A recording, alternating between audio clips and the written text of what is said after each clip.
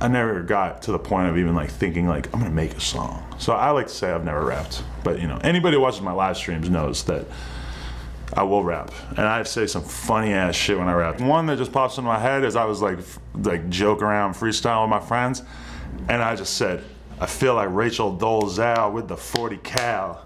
And everybody in the room just was like, oh my God. Because it was just kind of like, it just sounded hard. Like, I don't know. Rachel Dolezal. I watched that documentary about her the other day, but I don't like particularly relate to her. And I don't have a 40 cal that I know of. But I don't know. There's something about that just, I was like, damn. Like, if I was an actual rapper, Montreality, doing it big, Adam22, it's a rope gang thing.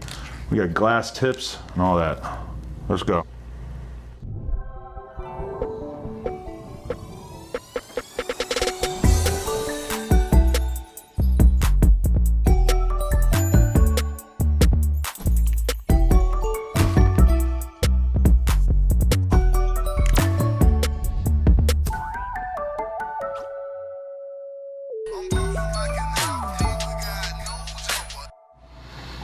Damn, favorite cartoon character, probably, I mean, I love Charlie Brown. Like, I always had Charlie Brown as my my picture on Twitter, and that just, for some reason, has always kind of been like a signature thing.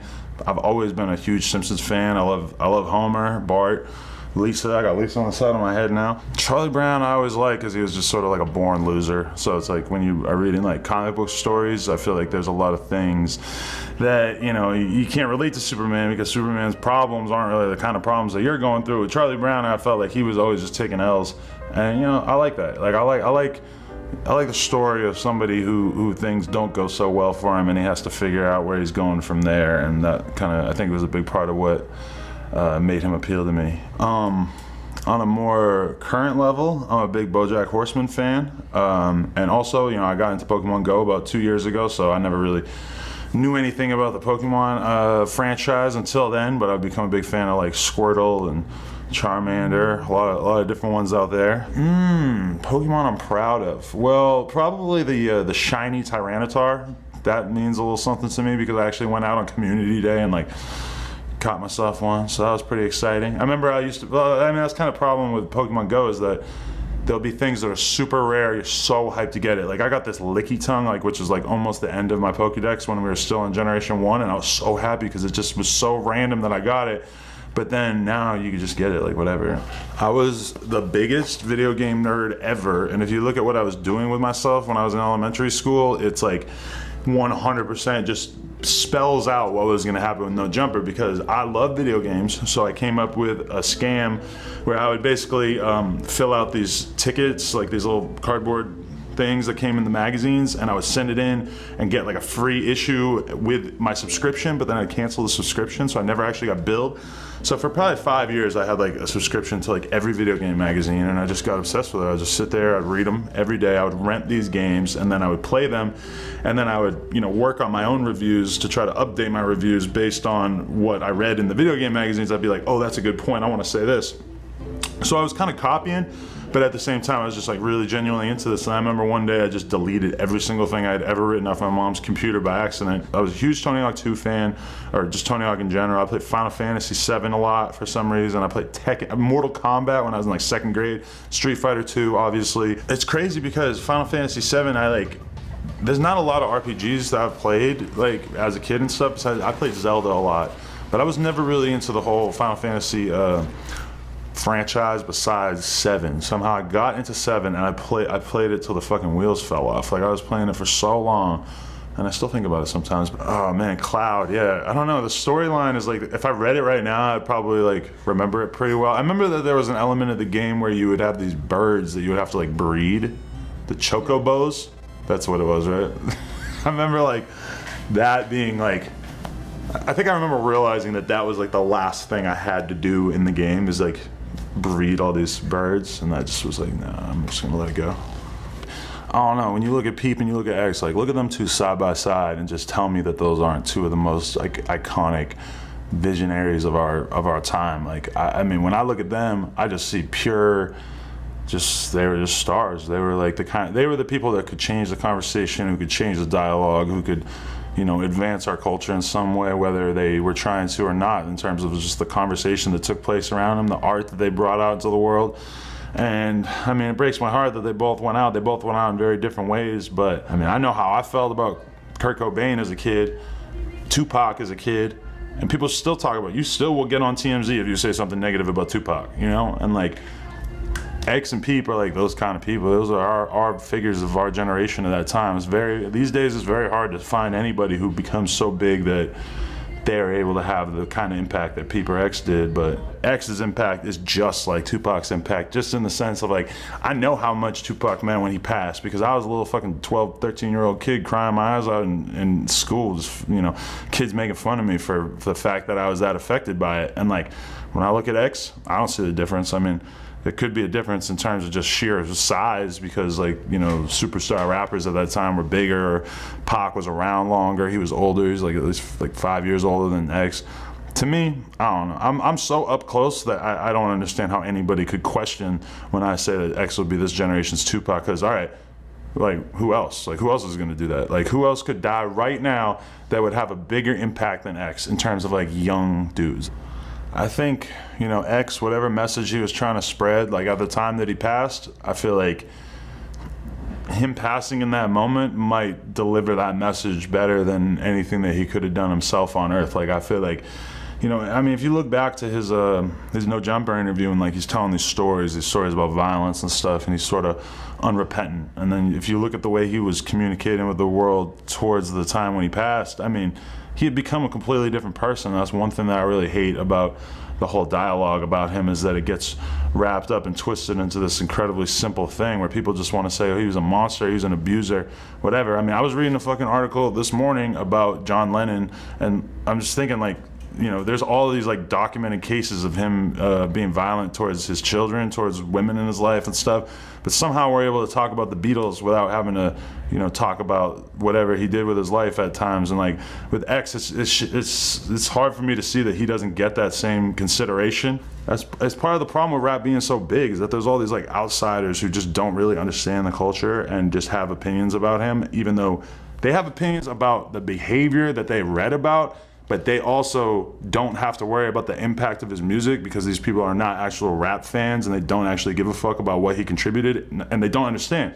I was thinking about the difference between, like, you know, a lot of my friends who are like, you know, young rappers in the game who would hit me up, and with X, because it's like he would call and I would look at the phone, I would see his name pop up, and I'd be like, oh my God, like I gotta get ready, because it's like I'm gonna be doing an hour of like introspection into my own life and his life. Like there were no surface level conversations with him. Like, yeah, we could talk about girls and stuff, but like, if we're gonna start talking about girls, we're gonna start talking about love, and we're gonna start talking about what it is to be in a relationship, and we're gonna start talking about what it is to be as successful and famous as he is, and he's gonna start, you know, like we just did not have the kind of conversations that were surface level conversations. That's what I hate about regular conversation, like small talk, is that, you know, it's just like, it's boring. There's nothing to it. With X, anytime he was talking to you, he was talking about some big shit. Like he didn't operate on a small level, and I think that's why I always like had really good conversations with him, and why he would, you know, FaceTime and we'd be talking for hours. Is just the fact that, you know,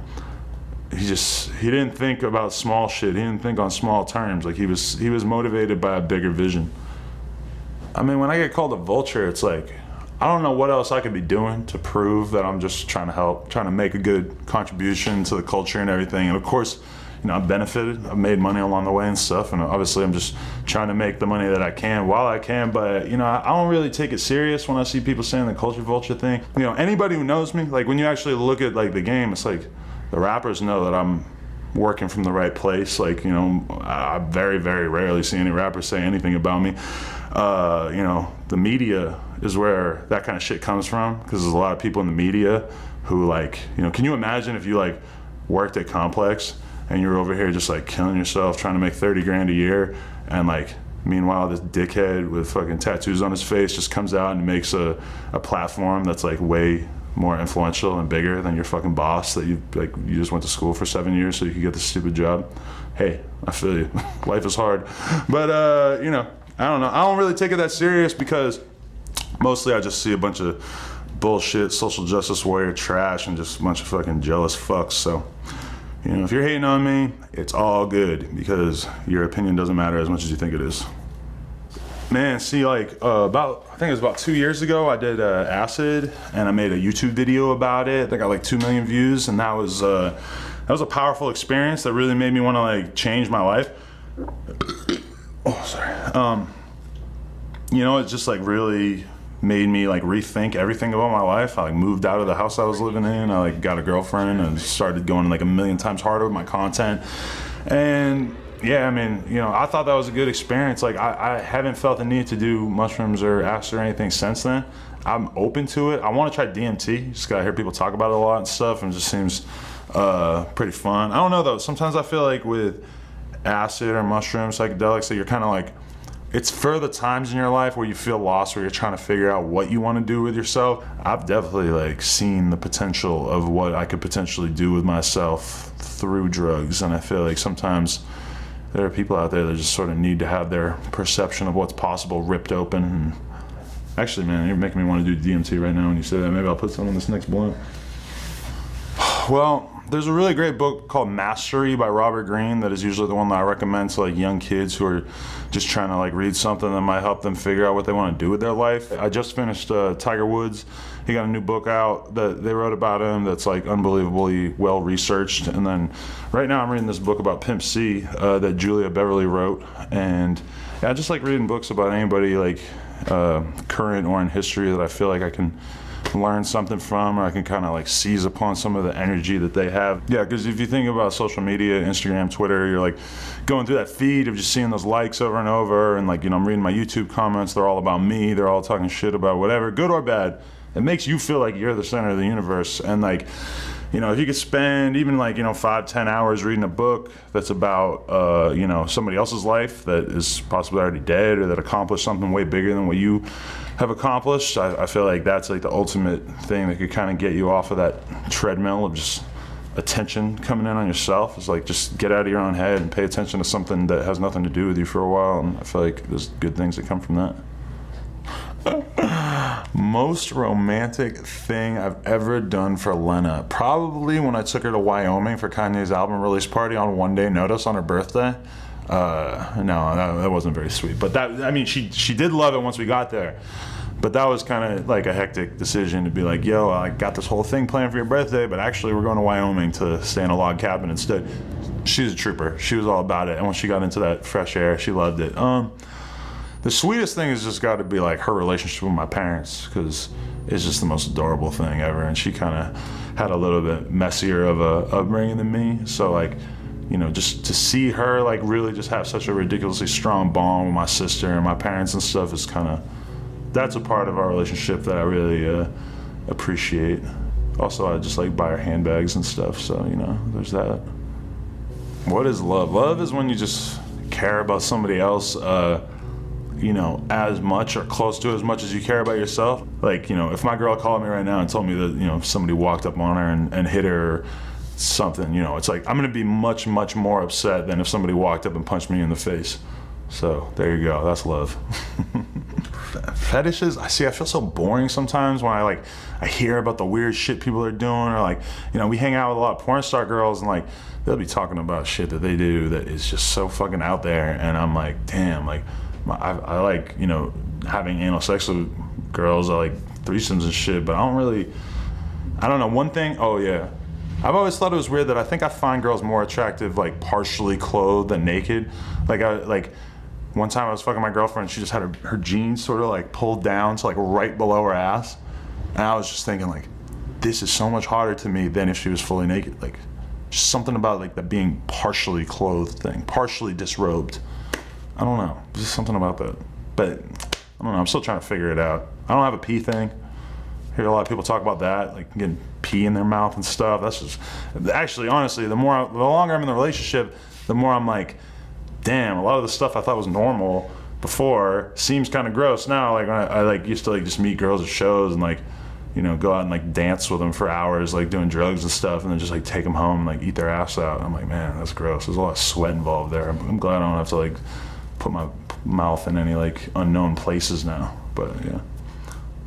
Love Drake ever since I first heard of him. I remember when I first heard of him because, you know, I never would have even seen Degrassi or known Degrassi was, but I had this girl that I was dating when I was maybe like 22, and she would watch the reruns sometimes. So I definitely seen it through her, and I was, this was the Now Right generation where I would just be downloading Now Right MP3s all the time, and there was like a Lil Wayne and Drake song called Ignorant Shit. There was a remake of the Jay-Z song, the same name, and I just downloaded it, and I was listening to it in the gym, and I remember like rewinding the Drake verse and being like, what the fuck is this? Like, this is dope. And then I got home and I like looked up who Drake was, and I'm like, that's the fucking kid in the wheelchair from the show. What the fuck? Like worlds colliding.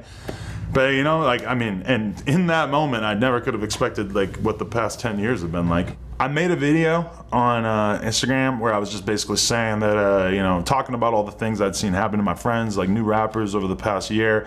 I mentioned Xan, I mentioned like, oh, Trippie just did a song with Drake. I mentioned that Pump had however many followers all of a sudden, you know, just sort of just mentioning like how crazy and how fast things can happen to you.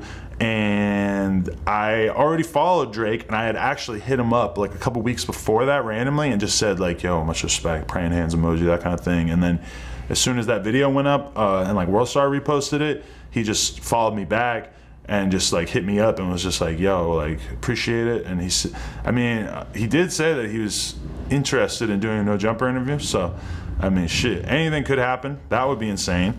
But yeah, we've just had, you know, conversations here and there about like, you know, he sent me those shoes. I could not believe that he actually wrote my name on the box. Like, I don't know. Hopefully I get to have a conversation with him sometime. He ain't that far away up there in Calabasas. I told him one time, I'm like, hey, you ever having a party or anything you want to tell me to come through with my girl? Hey, let me know. But I mean, like, you feel weird even saying that. Because it's like if I was hitting up almost any other dude, I could be like, yo, I got like a bunch of girls. I'll like pull up all these girls and shit. Like, I don't think you don't need to say that to Drake. Like, he probably has like sufficient number of girls himself. Probably already fucked all the girls I know, so. They probably got NDAs, so they can't tell me about it.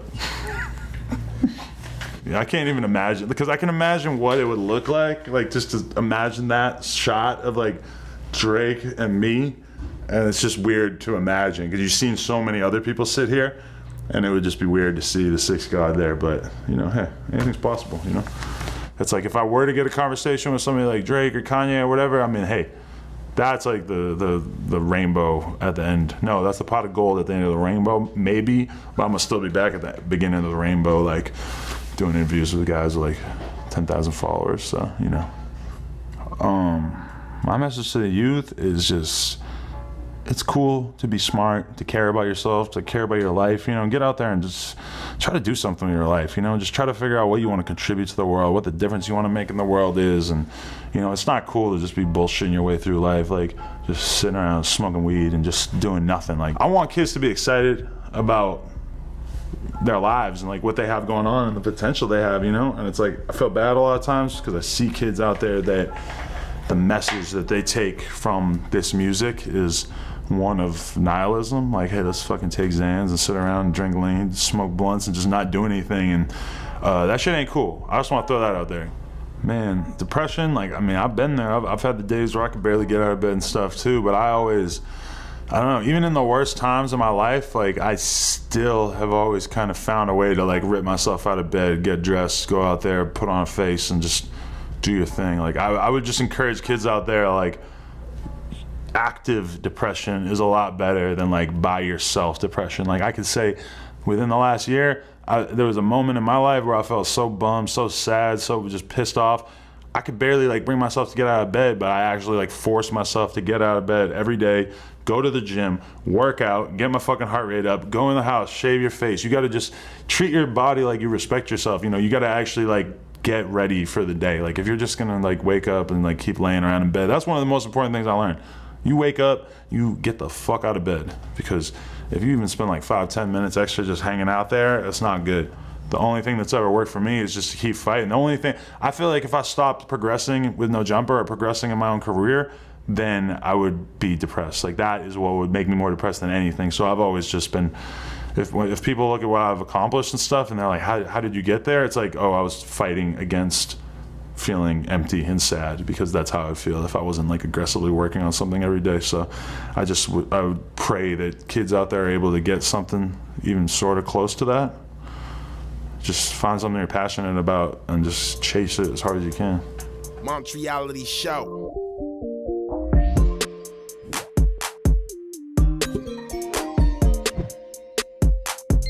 You can't explain love, bro. You can't. I don't know what the fuck love is. That's like, nah, you love can't. is everything, bro. Everything and nothing at the same time. Because people get in trouble when they try to explain it. Love, like, bro, like, you facts. could meet somebody the first day and love them. You could, like, Oh yeah, there's no boundaries to the shit. there's no boundaries to love.